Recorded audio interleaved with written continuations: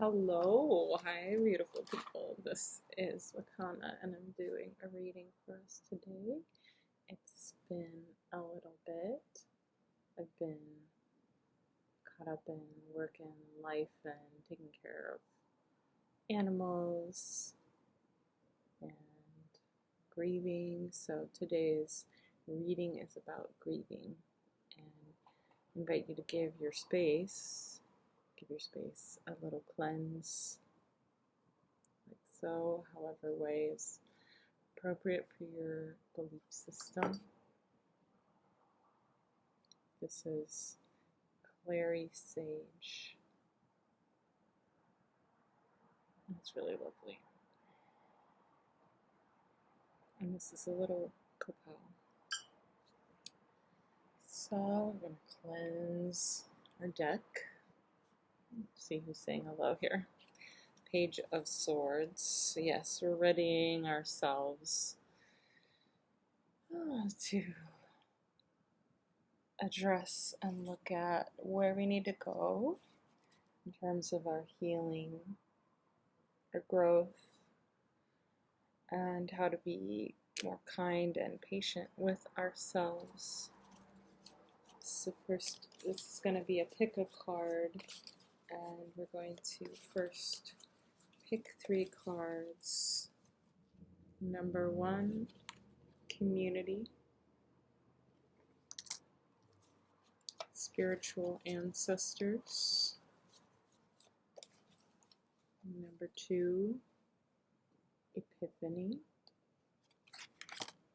higher self. And number 3 is priorities, master teacher.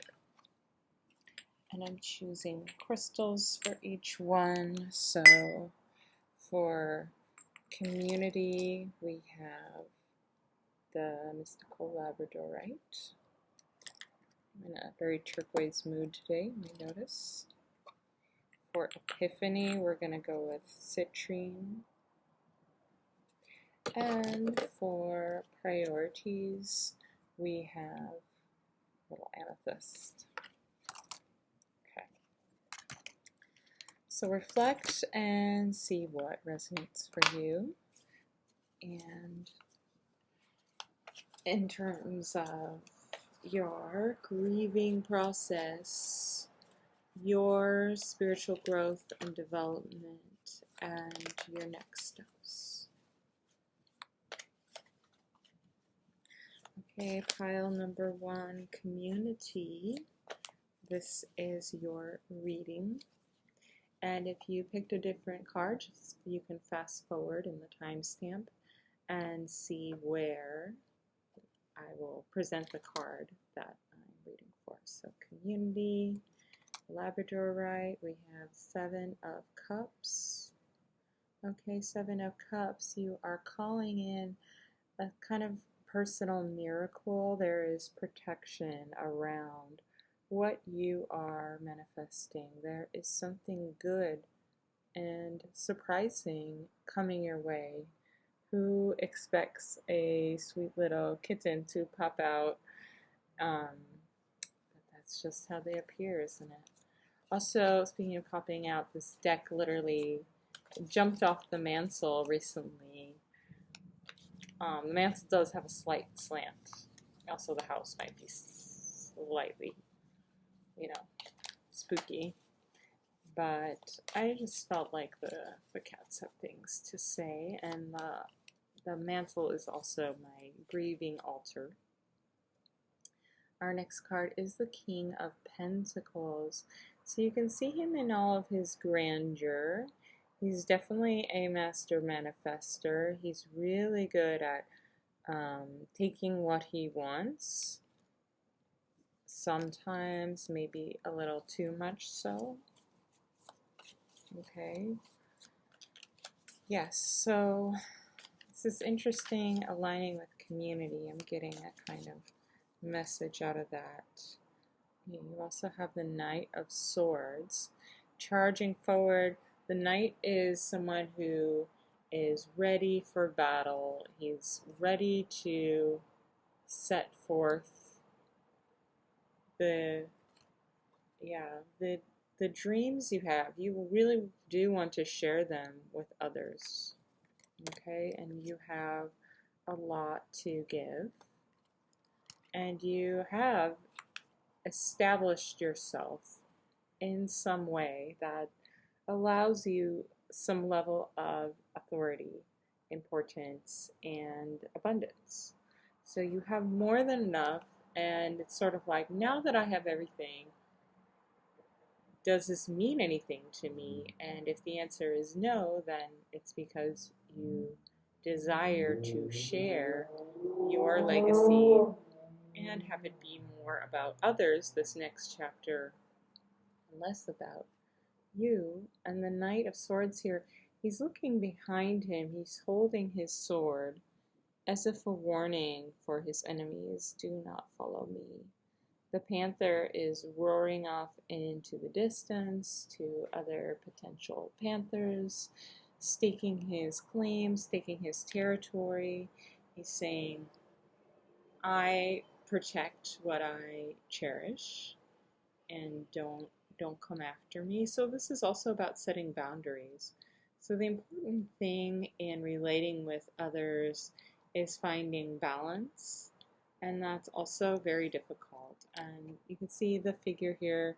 There's perhaps a father with a child and a partner, and so pretending that we're reading this card as if it's a story about this figure, he's trying to balance himself between his child, his partner, the mother of his child, I'm assuming, and his larger world, people in his workplace, his neighborhood, his country, his continent, his world, social media.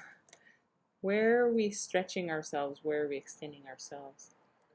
Your focus right now is really going to benefit from keeping an eye to the gratitude for the positive surprises, the things that do go your way, not the disappointments. So you can let go of the kind of darkness for now as something good arises. So if something arises in your now that's pleasant, that's pleasing, that's hopeful, this is an invitation to embrace that, because we don't know how long it will last.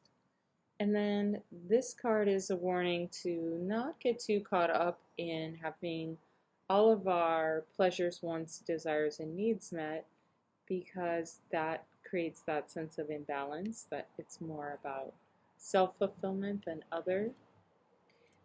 But we do need to assert our boundaries, right? We can't allow others who are takers to just take. And we can't allow those who would do harm to ourselves, our loved ones, the things we work so hard for, our dreams. We can't allow someone to stomp on us. So what you have gained from this experience, from your loss, from whatever it is you're grieving, whether it's a loved one or a time in your life or a personal accomplishment that didn't happen, a business job that didn't work out, whatever it is, you've actually shown yourself that you're able to kind of be a master of your own domain and center yourself between what matters. So keeping your eye on the prize here is gratitude. So opening portals of gratitude in your heart, holding on to what is valuable, what you truly value, and not what society tells you to value, and setting your boundaries, standing your ground. You're learning this to be so much more almost like available than it was before, because you now know what matters to you more than ever. Something has become clear through experience, through loss, and through recovering from loss. You're stronger from it than you knew. or you will be stronger than you now know. And I encourage you to fight on, dear community, and thank you for tuning in, and thank you for all that you manifest. And your light is really, I think, really protective and important and valuable to your community. So keep shining on, you crazy diamond. Thank you. And now we have Epiphany. Epiphany, this is your reading, and the citron. So it's funny, at the bottom of the deck, the Page of Swords keeps coming up. Yeah, like this feeling is that you're possibly feeling like you're not ready for this, but let's see what the cards say. It's a feeling inside of like wanting to brave what is arising, and it might be a little challenging right now. And this is a confirmation. This is literally the card that came to the top. Let's see if there's an extra message in the book, because I'd like to know if a card really makes itself known, if I'm missing anything. So this card has a meaning about changes in atmosphere, things that are underfoot. So behind smolders. So I don't know if you can see that, but there's a little bit of a cinder cone going on. So something that has been devastating in the past. A person adept at perceiving and uncovering the unknown, or that which is less than obvious. Insight, vigilance, agility, an active youth, a lithe figure alert to unknown dangers. So pages usually have to do with a sense of not being ready, but this page seems remarkably ready. Perhaps, you know, there's a sense of like, I could be outmanned here, outwomaned. I am but one figure, except no, I have a cat.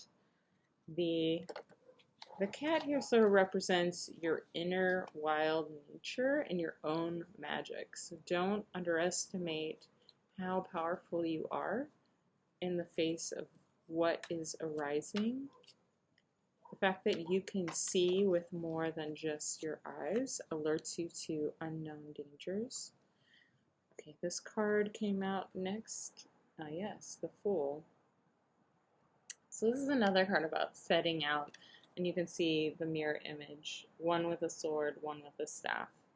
So the page is like the wizened up fool who knows that there are larger dangers than can be battled with a simple thin stick. And to watch their step. Here the feet are firmly planted in a defensive stance. Here they have cutie little pom-poms, and they're about to set off to the edge of a precipice, possibly off a cliff. So this is the feeling that, like, it's like, I know I'm setting out into the unknown. I know there's unknown dangers. I feel called to do it anyway. Okay, this is part of it. So Ace of Cups, this is the levity, see, of this manifestation. The awakening, the summoning of more than where you have been before. This is simply a moment to activate yourself, to ready yourself for so much more than you have been ready for. Change, instability, erosion, unrequited love, clouded joy, false heart, inconsistency. So something you've been made aware of. Literally, this is your epiphany. Your own intuition has led you to have a more defensive stance, protecting yourself as you set out, courageously, just like, I need to know the answers. I don't care what the truth will bring, I just need to know what's actually true. So you're taking the veil off, you're lifting the blinders off, you're allowing yourself to see unpleasant truths or things about others that you didn't before want to see.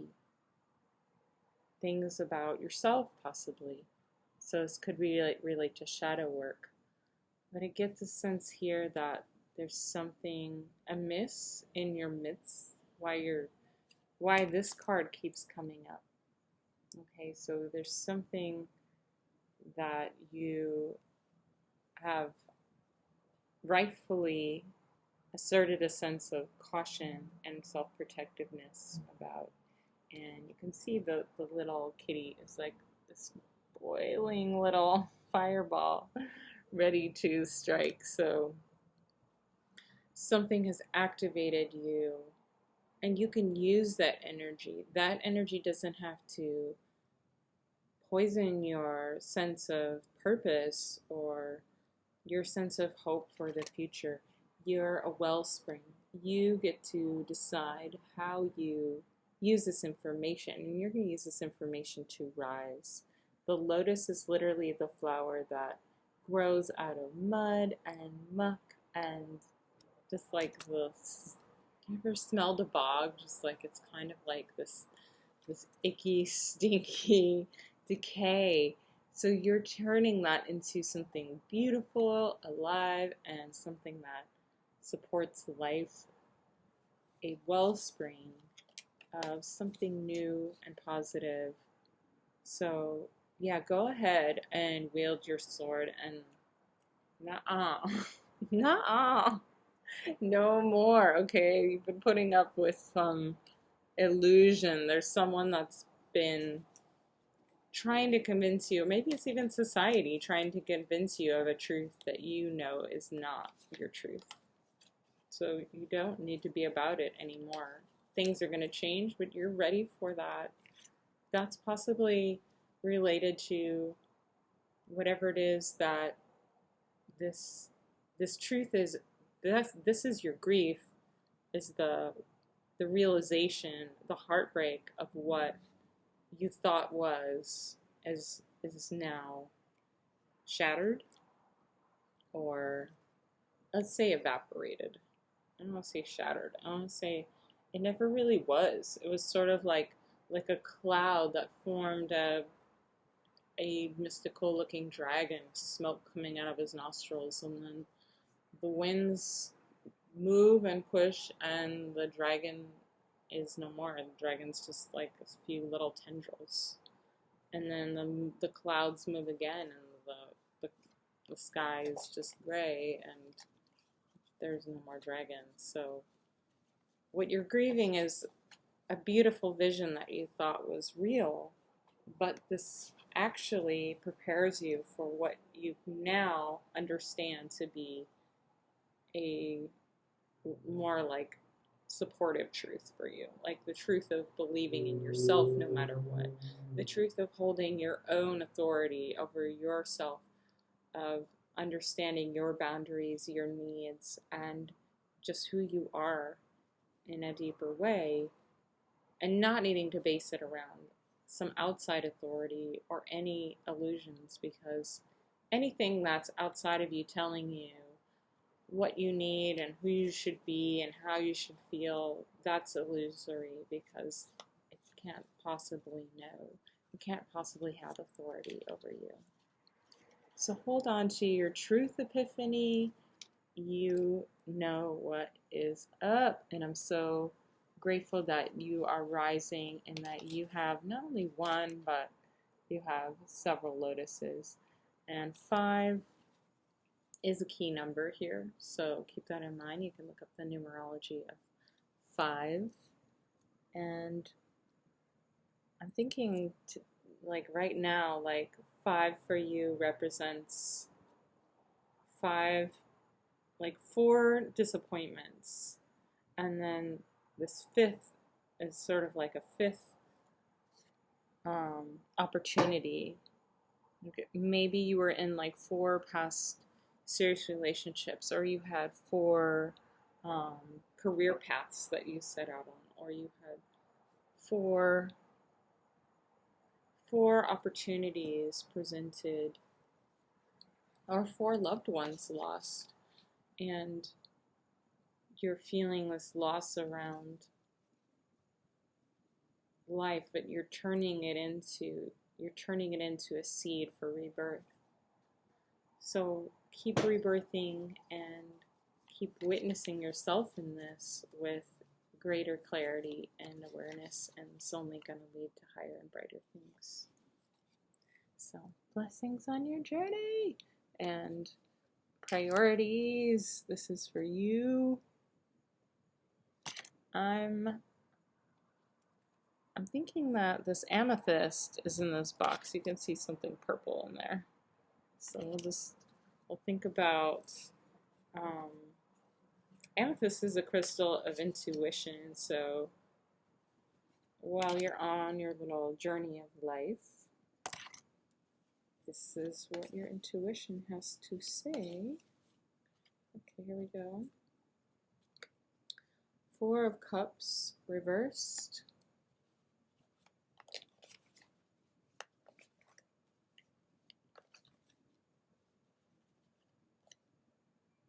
The High Priest reversed.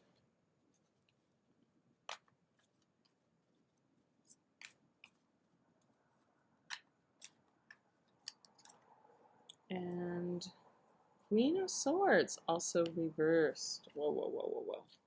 Okay. So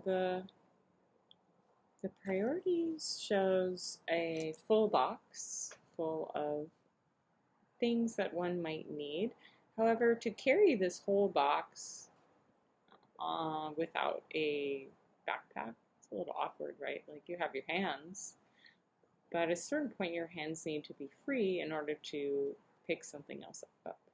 So sometimes you have to let some things go in order to receive that which you need. And here, what these hands seem to be receiving is freedom to mobilize, freedom to move. So that's what I'm getting from these cards too, that what doors have closed behind you, what tragic losses you have withstood and are enduring, they're empty cups starting to tilt towards the heavens, starting to receive once more. So emptied out, this cup represents what is emptied out and spilled, and how much you are getting ready to hold again the vacuum of this loss, this magnitude, what it has left for you. It's like this reservoir, this well that is waiting to be refilled again. And you may not think that you want that, but when your cup is overflowing once more, you'll be shocked at how ready you actually are to receive, because of how you're processing right now. You're allowing yourself to fully feel the bottom and the depths of your sorrow. Yeah. And those tears honor those that you love and honor those that you've lost. They honor the connection. So what you feel should not be shunted or pressed down, because that will do the opposite to these cups. So yeah, you can see how you actually have so much power here in a strange manner. Like, it's not like you can change what's happened. You wish you could with a magic wand, of course. You would change everything. But there is something in your hands at this moment. Like, the thing that's in your hands is related to your personal transformation, your spiritual growth. And that's what you can focus on right now. So rather than trying to exchange your external circumstances or getting too stuck on dwelling in your loss is because what you have lost has devastated you, that's for sure.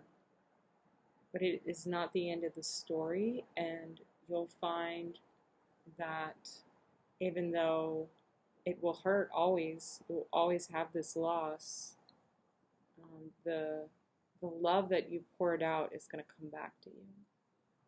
It's going to come back to you like manifest tenfold. So all that you felt like, wow, I poured all this love into this connection and now it's gone. It's not gone, and that's not how the universe works. So it's more like the spiritual connection of energy. Think of it as like a river, a channel, and if it dries up but there's still a divot there, the river can be brought back. It just needs to be healed. It just needs some restoration. But those who work with the land, indigenous people, know that you can heal and repair what's been lost. And that's exactly the time we're in. We're in a massive time of heal and repairing, and you're tapping into that in your own heart. So when you can feel that and connect to that with so much depth and clarity as you are stepping into in what's to come for you, you're going to understand resilience itself, and you're going to understand how to walk people through the difficulties and the patience and the courage of repairing what's been lost, repairing what is like seemingly destroyed. So here we have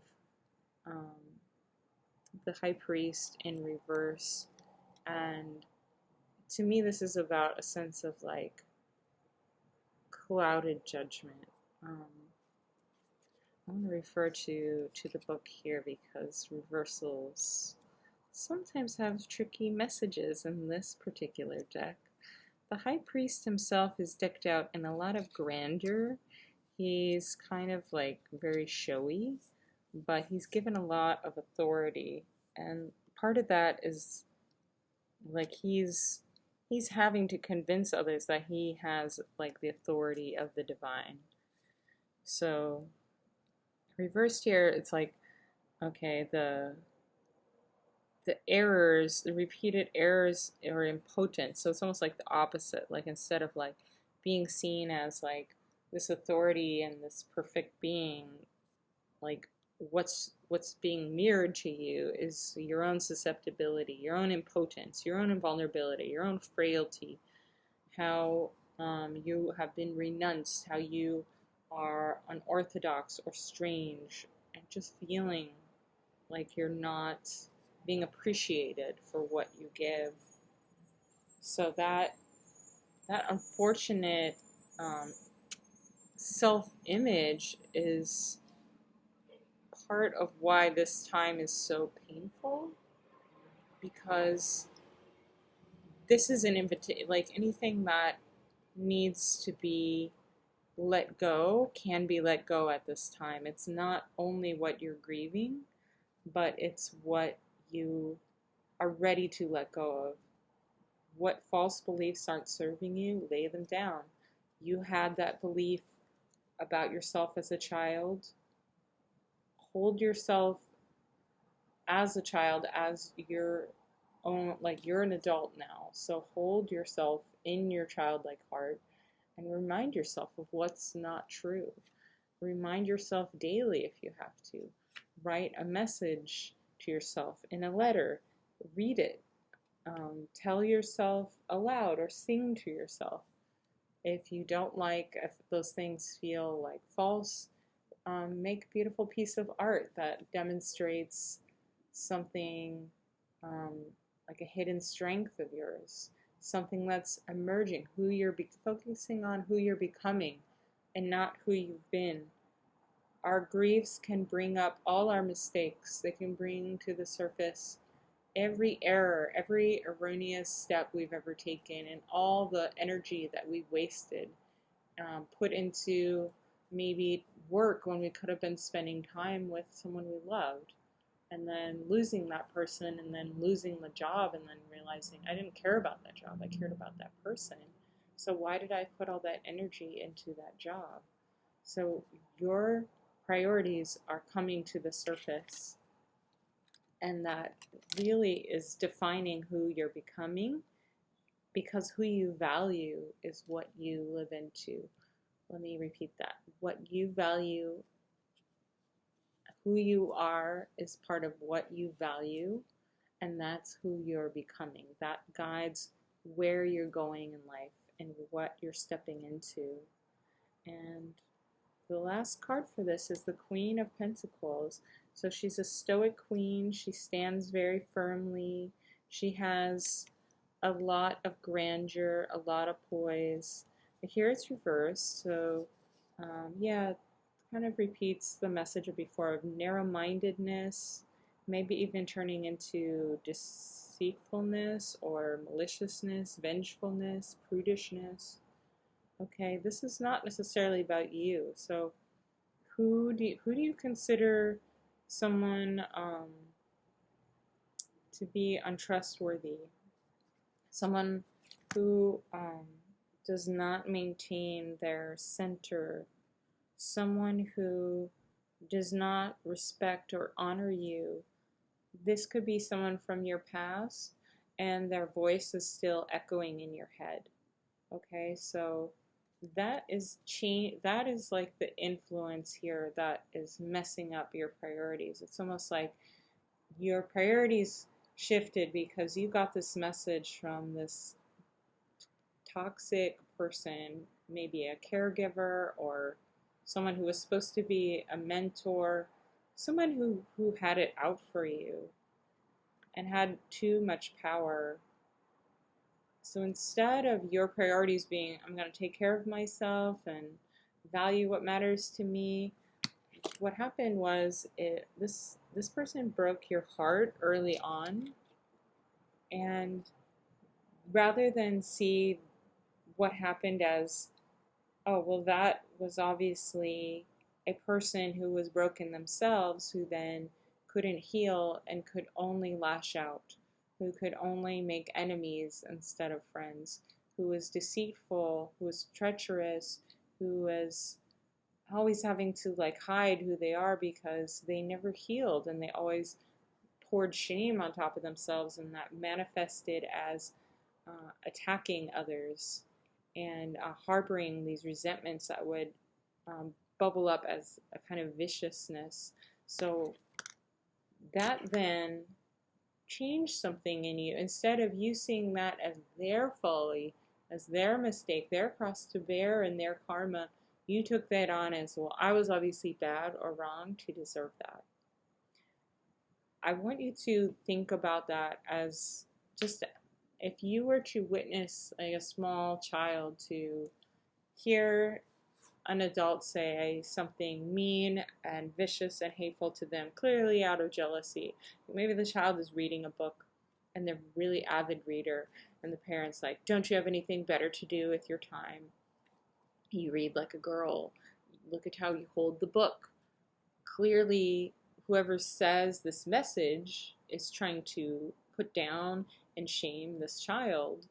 And read like a girl. I feel like I was such a tomboy growing up. I didn't necessarily see myself as like a little girl. I was always like, I'm just a kid, like kind of like gender fluid child being. And when people would like label me really harshly, like, oh, you're reading that book, it's so girly, I would really kind of offend my person. Maybe yeah, there was something in there that was clearly unsafe for me to be a woman, to step into my womanhood. So instead of me looking at that and being like, wow, clearly I was like a messed up little kid, I should have been like embracing those feminine things, and then people wouldn't have teased me, instead of being a tomboy trying to read a girl book, and that's confusing. That doesn't matter. Like, none of that matters. What matters is that person was messed up. and twisted and taking things out on a child that are, it's clearly baggage that an adult has, and then making the child think that that's their baggage. Like, it's cool, kid, whoever you want to be. If you want to be the gender fluid, mud slinging, dinosaur loving, tree climbing kid who then, like, you know, reads about Barbie's magical unicorn, you do you. Like, there is nothing wrong with that, and that should be celebrated. Like, the diversity and the expression of who we are should be just like, oh, that's awesome that there's so many facets to who you are. So now I invite you to look at that wound differently. Instead of seeing that with like any of that poison that was put in you, refuse to swallow that and just say, I'm gonna honor what was interesting and unique about me, and I'm gonna celebrate that, and I'm gonna take this heartbreak that I have, and I'm gonna put it away. I'm gonna just gently place it in this box of giveaways. Like, I don't need to carry that heartbreak forever. I don't need to carry that resentment forever. I don't need to carry that poison forever. I can refuse to swallow it anymore and just say, I'm now celebrating the diversity of who and what I am, and that is what's going to guide me, not this poison, because that gives the power to who hurt me before, and me honoring myself in the now and me honoring who I was. That puts the power back where it belongs, and that frees me to find myself on my path and to explore with just much more wildness. So think about your priorities. What are you making important? What are you putting on a pedestal? Who are you putting on a pedestal? Anything that is like poisoning your sense of confidence, you're putting it on a pedestal. Anything that's holding you back because you're like, oh, I can't face that. Any kind of self-sabotage, that is not honoring the beautiful journey that you've been on, the depths of pain, and the obvious heart that is so huge that you actually have nourished somehow and kept alive, the spirit in you that you have somehow preserved despite efforts to poison your well. You've actually cleared it out and cleared it out and cleared it out, and it's ready for change and renewal, and doesn't have to be full of garbage that other people want to dump in there. That does not belong to you. Take it to the curb and say goodbye. Okay?